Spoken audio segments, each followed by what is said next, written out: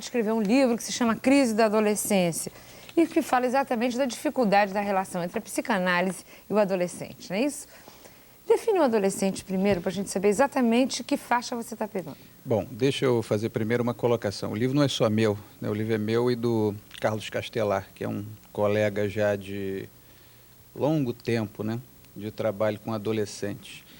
E a gente teria que fazer uma pontuação aí, porque a maioria das pessoas, quando ouve falar de adolescência, eles englobam, né, uma faixa que iria mais ou menos de nos dias de hoje, de uns 10 a uns 25 anos. Depois a gente pode até comentar o porquê essa faixa tão larga, né? Mas há uma distinção que precisa ficar clara, né? Há uma distinção entre o que é puberdade e o que é adolescência, porque elas basicamente não são a mesma coisa, né? Essas duas meninas são púberes, não?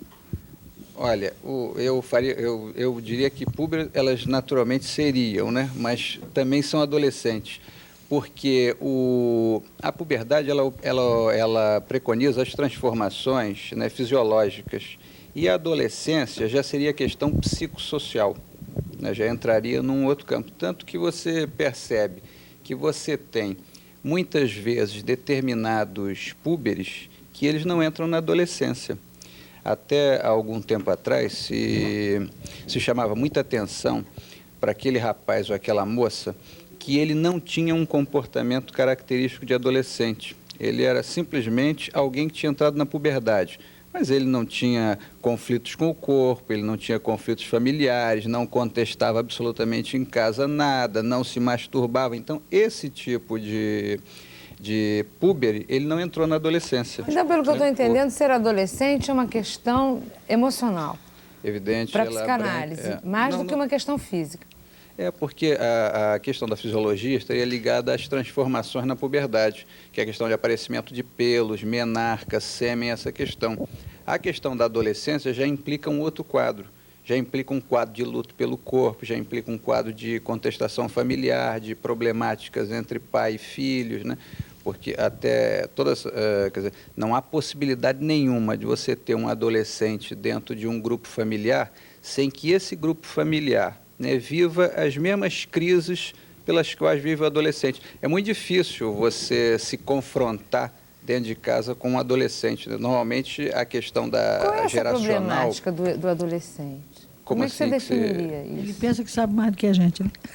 Até ele tem que pensar ou até dizer isso, né, como uma forma de se afirmar, porque justamente, quer dizer, um dos aspectos que tem é essa modificação aí, ele está desde pequeno, né, numa posição, digamos, de baixo para cima, para o pai e para a mãe. Ele tem uma posição, digamos, de menos valor, né? As coisas são colocadas para ele normalmente de forma impositiva, ele não sabe de nada, ele é todo colocado numa, vamos dizer assim, numa escala de valores menor. Ele, de repente, começa a se dar conta que a coisa não é bem assim. Então, até para ele encontrar o espaço dele, ele começa a contestar. Você vê até que um adolescente, muitas vezes, ele diz não pelo simples fato de dizer não. Mas, Luiz, eu queria lhe perguntar. Aí também tem muito um dado cultural, né? Porque há certas sociedades, há certos ambientes em que realmente o adolescente não tem oportunidade de dizer não. E que a autoridade dos mais velhos é tão pesada que esse não fica lá sufocado na garganta. A gente vê muito isso lá no meu Nordeste. O velho de 80 anos dizendo para o filho de 50, cale-se inexperiente. Quem sabe sou eu. Existem grupos em que se consegue, vamos dizer assim, dominar mais o adolescente, e aí ele não consegue, vamos dizer assim, expressar as possibilidades dele. Agora, eu pensei que você ia até fazer um outro comentário, eu ia até aproveitar para fazer esse à parte. Existem, por exemplo, há alguns anos atrás, nós fizemos um trabalho, eu e o outro autor desse livro, Castelar, nós fizemos um trabalho em que nós verificamos como é que era diferente um adolescente desses de classe média, média e classe média alta e um rapaz de favela. Você vê que um rapaz de favela, como nós dizíamos, ele é adultizado precocemente.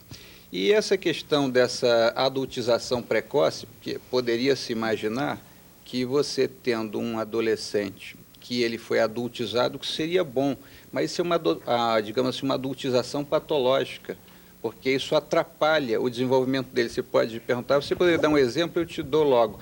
Você veja que muitas vezes um rapaz de 14 anos, ele é metido num sistema de produção, né, que o valor, que por exemplo, um valor para um rapaz desse, um adolescente desse classe média, que seria um diploma universitário, para ele é uma carteira assinada. Luiz, e você começa, então, a atropelar a Luiz, adolescência dele. isso é uma questão da classe, né? É. Que você vê muito isso no campo. O menino de 12 anos corta a cana e tem as mãos calosas. Ele raramente brinca. Se tiver uma oportunidade, até brinca de pipa, daqueles brinquedos inventados. É difícil ser adolescente no meio da pobreza, né? No meio da necessidade, no meio da carência total. A gente vê isso muito. O menino que trabalhou desde cedo para sustentar, às vezes, a família. Outro dia eu encontrei um que, aos 12 anos, ele se tornou chefe de família. O pai morreu, ele assumiu os irmãos e a mãe, e ele se tornou adulto da noite para o dia. Começou a trabalhar e tal. Eu queria te perguntar uma coisa. Quer dizer, dentro do seu ponto de vista, falando de adolescência, você acha que hoje em dia o jovem, né, que amadurece até fisicamente mais cedo do que se amadurecia, talvez, antigamente, mas que, de uma certa forma, está coibido pelo problema social de ter a liberdade de autonomia própria, né? O jovem hoje em dia não tem mais essa liberdade de pegar um ônibus, sei lá o quê. Quer dizer, a não ser, logicamente, eu estou falando de um jovem, né, que, de repente, faz até um uso de droga, de um nível um pouco mais acima, porque o pobre, esse coitado, está muito mal de vida realmente, né? Quer dizer, você está falando de uma psicanálise, eu pressuponho que você está falando de uma classe um pouco mais abastada. Sim, o pobre tem muito pouca chance de ter acesso a esse tipo de tratamento. Infelizmente, temos pouca chance a esse tratamento, né? E eu queria saber exatamente isso de você. Você concordaria que o jovem, quanto mais tarde ele amadurecer, entrar na adolescência, é melhor para ele ou não? Olha, eu não sei se eu vou responder a contento essa sua questão, mas veja só, essa questão do alargamento da adolescência, porque antigamente uma pessoa que estivesse estudando o assunto e que não fosse, vamos dizer assim, muito bem informada, ela diria que a adolescência termina com 18, 19 anos. Agora eu pergunto a você, já que você citou aqui a Faculdade de Medicina, um aluno que estivesse no 5º ano da Faculdade de Medicina, que vive em casa com os pais, que não tem trabalho próprio, que depende economicamente da família, ele é o quê? Ele, na verdade, é um adolescente. E ele pode estar, às vezes, com 23, 24, 25 anos. Então, agora, poderia se colocar. Por que esse alargamento, né? Há uma coisa que você teria que considerar. Você veja que, hoje em dia, está se dando uma ênfase muito grande ao que se chamam as sociedades que dizia até a Margaret Mead pré-figurativas. Teria as sociedades pós-figurativas, cofigurativas e pré-figurativas. Essa pré-figurativa é aquela em que o velho tem pouca importância, em que o jovem fica extremamente valorizado. Essa história do poder jovem, se você reparar, todo mundo quer se vestir mais ou menos como adolescente. Você pode dizer que nem todos, mas a maioria quer se vestir como adolescente, quer usar uma série de valores basicamente característicos de adolescência. Então, obviamente que a sociedade também, em determinado momento, cria uma contrapartida em relação a isso. Então, ela empurra ele mais para lá, mantém ele mais tempo preso. Quer dizer, não permite com que ele saia com facilidade, prende mais ainda. Então, alarga essa possibilidade de dependência dele e dificulta a entrada dele. Mas isso é positivo a longo prazo ou não?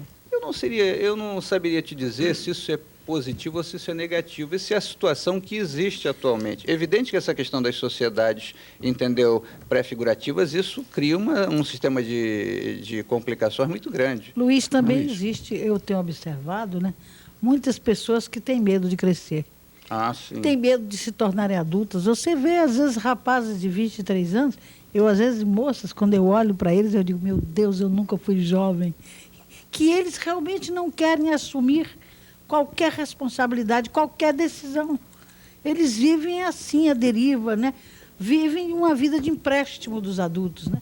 Vivem daquilo que os adultos lhe concedem. Sim, evidente, porque você veja só, quando nós comentamos aqui, né, sobre essa questão da dificuldade ou da facilidade de se tratar adolescente, Uma das dificuldades que se apontava, porque até eu estava comentando com ela aqui no intervalo, até a década de 60, início dos anos 70, o adolescente era dado como um paciente inanalisável.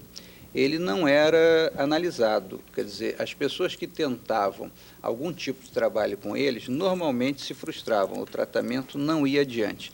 E uma das questões que logo se colocava como um dos grandes entravadores era a questão do casal, pai, mãe, família. Microfone de frente, Luiz, por favor, tá? De Tá bem frente aqui, para né? você. Isso, obrigada. Então, essa questão toda familiar, ela afetava enormemente a questão do trabalho analítico. E aí você veja, né, que essas questões familiares são aquelas que vão vir, né, são aquelas que produzem todas essas complicações. Se você tem esse adolescente confinado dentro de casa, que não quer sair, que cada vez ele está, digamos assim, se mesmando mais, com muita dificuldade de entrar num qualquer tipo de sistema produtivo, você pode ver que a família tem tudo a ver com aquilo. Ô, Luiz, Ela está sempre por trás desse fenômeno. Está por trás de tudo, Luiz. Luiz, você citou, você escreveu um livro, A Crise da Adolescência, né, junto com outro companheiro. Você citou na relação familiar, né, o grande espectro da eventual crise, né? Eu te pergunto o seguinte, a presença da droga hoje e a relação com o adolescente, como é que você vê isso? Olha, há uma coisa que a gente sempre comenta, né? As pessoas todas tendem, não estou fazendo isso uma crítica, né? Apenas um comentário para que se pense nisso. As pessoas todas fazem essa junção, droga, adolescente. Agora você pensa, né? Como é que alguém chega nessa questão das drogas? Você ouve isso aí com muita frequência, muitas pessoas imaginam que o problema é a droga, mas a droga, na verdade, é um sintoma. Ela é decorrência de alguma situação, quer dizer, aquilo é um percurso que o indivíduo faz até chegar ali. Normalmente, quer dizer, não é, vamos dizer assim, garantido que seja assim 100% dos casos, mas normalmente você tem situações em que não é identificada a família, como a gente diz, como drogadita. Um exemplo, o pai só dorme se tomar, né, toda noite, um exemplo, Roipinol. Ele só dorme com Roipinol. Né? Então ele toma um comprimido, dois, sei lá, Ou dois drinks. Drinks, seja lá o que for. Então eles têm, né, já um sistema de drogadição instalado dentro da família. Só que tem como esse está socialmente aceito, não aparece muito. Se você tiver já esta situação, né, com essa drogadição, digamos assim, camuflada, imaginemos que essa família, quer dizer, se existe já essa situação, já é bom que você fique imaginando que alguma coisa ali não vai bem. Se você tem, já dentro desse contexto, um rapaz que por motivos que não sabemos aí quais, se conflitue nesse quadro, ele é um candidato a essa drogadição, até por identificação. Vocês fizeram alguma estatística em relação a Não, isso? não, estatística exatamente sobre isso, eu particularmente não tenho, porque eu não trabalho com essa área de pesquisa nesse campo, mas o próprio Instituto de Psiquiatria tem feito algumas pesquisas e tem até publicado somente com jovens, com drogados, com alcoólatras, que é, inclusive, o Brasil tem muito mais problema de alcoolismo do que qualquer outro. É verdade, Os Luiz, hospitais mas psiquiátricos até têm hoje eu muito não mais. sei. Eu só não entendi uma coisa aí, só um instantinho, nele. Ele vai se drogar, nesse caso é que você falou que o pai usa comprimido para dormir? Porque, Não porque ele vê necessariamente, né? isso ou porque ele herda do pai uma tendência a precisar da droga para Você diz que é alguma genética? coisa? Não. É. Não acredito nisso. O que eu digo é outra coisa. O que eu digo é que se você já tem uma drogadição instalada dentro de casa, você tem possibilidades, né, de que esse filho enverede por esse caminho. Só que tem que, na hora de fazer o exame da questão, o que acontece? Diz, o rapaz está tomando drogas, o rapaz está assim. Mas você esquece de ir na fonte. Porque, como nós estamos sempre dizendo, essa questão da drogadição, ela já é a resultante de um processo de conflitos que vêm se instalando. Não é assim, não existe essa história, né, que o indivíduo chega e diz assim, então ele começou a puxar fumo, depois ele passou a cheirar pó, depois ele está tomando heroína na veia. Um exemplo, né? Esse caminho, para até ser feito, ele não é feito só por experimentação, ele é feito por um percurso que tem aqui embaixo e isto vai aparecer como sintoma. Ô Luiz, qual é o principal problema do jovem, da adolescência, psicanalítico que você vê atualmente? Olha, a maioria dos pacientes, normalmente o adolescente, principalmente, você divide isso aí, até para efeito de tratamento, às vezes para fazer algumas coisas, você divide isso aí em 3 faixas. Pré-adolescente, que daria um rapaz ou uma moça de uns 10 anos até uns 12, 13, né? Uma adolescência média, aí, uns 14 até 16, 17, entrada da faculdade, e a adolescência mais tardia, que a gente chama de adulto jovem, que é esse que já está cursando a universidade. Mais ou menos isso aí para a gente ter uma divisão. A maioria dos pacientes que procuram tratamento, que são normalmente encaminhados pelos pais, eles vêm por essas questões. Questões de escolaridade, né? Questões de comportamento, o homem está brigando demais em casa, não aceita isso, contesta demais, e alguns por problemas de droga. Agora, essa questão de droga, isso, como eu sempre digo, isso precisa de um exame um pouco mais detalhado, porque você vê que está muito comum hoje em dia uma modificação. Na década de 50, 60, a maioria dos jovens bebia, hoje puxa fumo. Né? Há uma modificação do enfoque. Isso até não é uma posição minha. Em 76, no Fórum Pan-Americano da Adolescência, a Margaret Mead, que compareceu a esse fórum, ela causou um certo frisson lá na plateia, porque ela disse exatamente isso, que não era para ninguém se espantar, porque a coisa tinha havido uma modificação. E tinha, inclusive, uma né? visão diferente, porque esse jovem que bebia na década de 50 e 60, ele não era visto em nenhum momento como um drogado, um viciado, nem ninguém tinha preocupação que ele viesse a se tornar um alcoólatra. Claro, né? além do mais, você tem que E considerar... isso, o jovem que usa droga hoje, ele fica logo com essa... Claro, você pode considerar isso como uma questão complicada, porque você veja como o álcool, né, que é uma droga igual às outras.